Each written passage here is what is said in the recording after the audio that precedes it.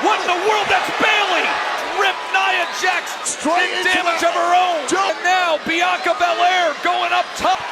A 450 to win the advantage match. She does it!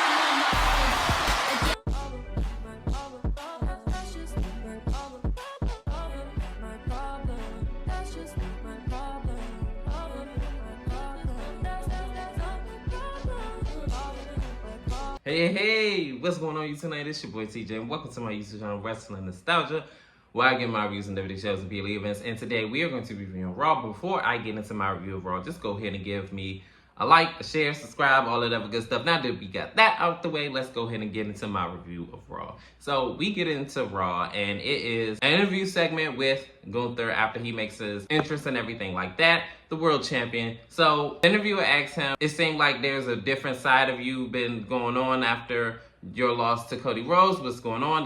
Before he can even say anything, this is when Damian Priest comes out. And he basically trying his gangster, and he says that after he lost to Cody Rhodes, you know, the whole aura of Gunther has been plummeted down, and at Survivor Series, I'm basically going to take your World Heavyweight title. And I understand that, you know, you have a lot of pressure and everything like that, and everything riding on you because you're the man around campus. But guess what? I want that back. So before Gunther can say anything, this is when Gunther gets the mic from the interviewer or whatever, and he winds up look like he's about to turn around and just go ahead and leave, but he winds up getting hit in the head with a mic. They wind up squabbling it out or whatever in the ring, then outside of the ring. But Gunther winds up getting Razor's Edge through the announcer's test, and this is where the segment ends with Damian Priest on top. So I don't know what's gonna happen here, but I was just thinking to myself, watch he do all this and then he still lose at Survivor Series, or they're gonna find some janky way for him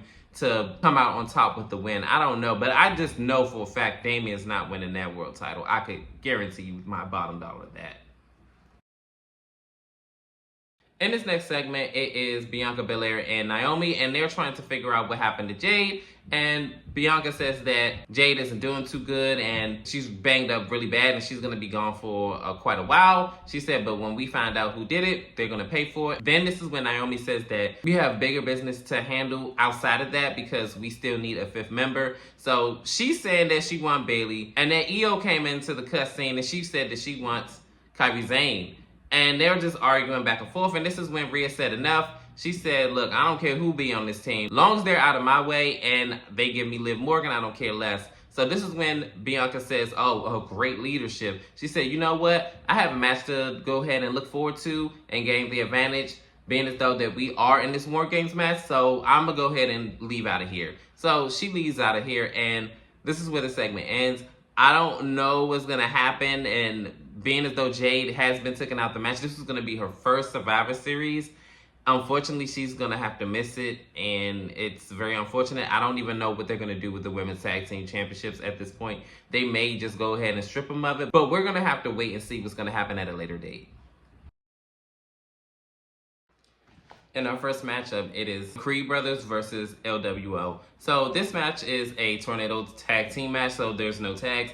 They wind up beating up on each other right off the gate, and they're all like beating up on each other up until the commercial break, where the Creed Brothers wind up getting the advantage. After the commercial break, this is when the Creed Brothers were still like in control. I remember at one point where they tried to do the superplex on, I believe it was Dragon Lee, but Rey Mysterio had wound up saving them. And I'm like, y'all can't, both of y'all big brawlicky men cannot suplex this little luchador. Are you? Be so for real here. So anyway, looked like Rey Mysterio was about to go ahead and hit 619, but Chad Gable wound up coming out and switching his switch. You know, so he wound up turning his mask around, and then one of the Creed Brothers wound up pinning the Hall of Famer Rey Mysterio, and 1, 2, 3, the Creed Brothers wound up winning this match. And it was so funny how they celebrate, because one of the Creed Brothers jumped on Chad. He was all up in his lap. And then the other one jumped on him, and he wound up all tumbling over. But I hope, to goodness sake, this is going to be the last time they face each other, because I don't know how many times they're going to keep running this match back. Like, it's done for now. In this next matchup, it is a non-title match. It is Braun Breaker versus Liquid Kaiser. So in this match, Liquid Kaiser wind up like attacking Braun Breaker. They wind up exchanging blow for blow, and then they just trading off fists at this point. I don't even think there was any wrestling hoes at this point. But they wind up somehow outside of the ring, and it looked like Braun Breaker was about to go ahead and do the spear right through the table, but Liquid Kaiser got out the way. This is when we go into commercial break. After commercial break, Liquid Kaiser is working on the midsection, and he has him in a submission hold. They go back and forth here and there, and it looked like Braun Breaker was going to go for a spear, but he wound up missing, and then Liquid Kaiser wound up doing enziguri. Braun Breaker wound up getting out of the ring, and then this is when it looked like Liquid Kaiser was going to go ahead and do the little running drop kick thing outside of the ring, but he wound up getting beat up by Sheamus from the back, and then he wound up beating him up and beating him down, and this is when Braun Breaker wound up getting up. And then they all just brawling from the outside, and this is where the segment ends. I know one thing. This better lead to an Intercontinental Triple Threat match at Survivor Series. Not on Raw, and no, not in 2 and 3 weeks. Make it on a pay-per-view. Y'all only got 4 matches, I think, on the PLE. Come on, triple thumbs, you gotta do better than this. In this next segment, Sheamus, Liquid Kaiser, and Braun Breaker are still all going at it. And this is when Adam Pearce comes out and he says, look, since y'all want to fight so damn bad, y'all are going to fight at Survivor Series. All 3 of y'all, triple threat for the Intercontinental title. How about that? As if this is a punishment. This is actually pleasure for these guys. There's nothing better and nothing more that they want than to be inside the ring beating each other's brains. And so Survivor Series, I'm getting what I want, a triple threat match, and it's a pay-per-view. Good job, Adam. In this next segment, it is an interview segment, and basically, the interviewer asks how did they feel about their 5th man, which is CM Punk. They said that they were genuinely shocked and this, that, and the third, and Roman and CM Punk are going to have a sit down and see how everything works from there. This is when the interviewer asks did they trust them or something like that. And this is when Jimmy said, of course we could trust him. The wise man told us to. We're going to do this. I don't know if he was being sarcastic here or was he serious, but hey, I guess in good spirit, I guess he was being serious. But anyways, this is when Jey Uso says that he has a one-on-one match with the Samoan Werewolf, which is Jacob Fatu, and this is for advantage for the War Games match.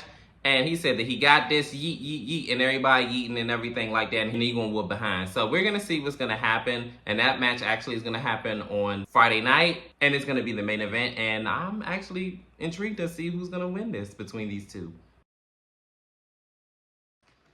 In this next matchup, it is a tag team championship match. It is Judgment Day putting up their tag team titles against the War Raiders.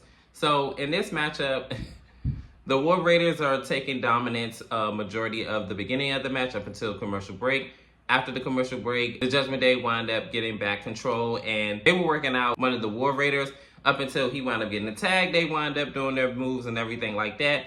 Couple of near falls later, the Judgment Day wound up coming out, and the Viking Raiders wound up hitting their double team move, but Dominic Mysterio wound up putting JD's foot on the rope, which breaks up the pinfall, and the referee wound up dejecting them. But while the referee's distracted, Finn Balor wound up hanging up one of the War Raiders on the top rope, and then he wound up getting rolled up into a pin in 1, 2, 3. The Judgment Day wound up retaining their tag team titles, and that is it. I wish I was a little bit more invested into this, but I'm not. I'm actually not even invested into the Judgment Day. So this tag team need to break up. This whole group needs to expand. Everybody must go. In this next matchup, it is a tag team match. It is the New Day versus the Alpha Academy. So short and sweet, the New Day wind up having a miscommunication. They don't know which one is tagging in who. So the Alpha Academy wind up taking advantage of this. They wind up mixing it up very briefly back and forth. And then Cesaro wind up hitting a top rope senton in 1, 2, 3. The Alpha Academy pick up a big win over the New Day a week before their reunion, 10-year reunion. So in the back, they wind up arguing all the way from the ring, all the way in the back. And he said, what the hell was that? They wind up hurling insults to each other. Kofi says that the reason why you haven't been world champion is because you're not good enough. And Xavier Woods said, oh, I was good enough when I helped you win your first world championship. So they wind up really getting heated and aggravated, and a lot of personal stuff got hurled at each other, and I'm not gonna lie, I love it. It's about damn time some heat done picked up with this feud, because it really got stale, like, I'm not gonna lie, like 6 months ago when they teased this whole feud thing that was going on. It's like, okay, it's going too slow, but I get why, and I think I did say that in previous videos before. I get why, because the 10-year anniversary is, I guess, next week. So hopefully this feud feeds families, because they do have the Jennifer Sequa, or whatever you want to call it, to carry this feud. So hopefully it doesn't disappoint, because I'm not so sure about this feud with the careship of Triple Thumbs. But again, we're gonna have to wait and see how this plays out. In this next segment, Nick Atlas had made a big announcement, I'm guessing, before Raw had aired. And he basically said that there's going to be a Intercontinental Women's Championship belt.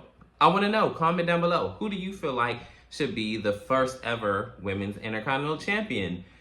This is big news. I'm actually really happy about this. It's about time they had a Women's Mid-Card Championship belt, because there's nothing else for the other women of the WWE to do. I mean, there's a stacked roster on both ends. Matter of fact, even NXT, which is arguably one of the best women's divisions in a long time. But hey, you know, y'all could sound off in the comment section if you agree or not, but I'm definitely looking forward to this.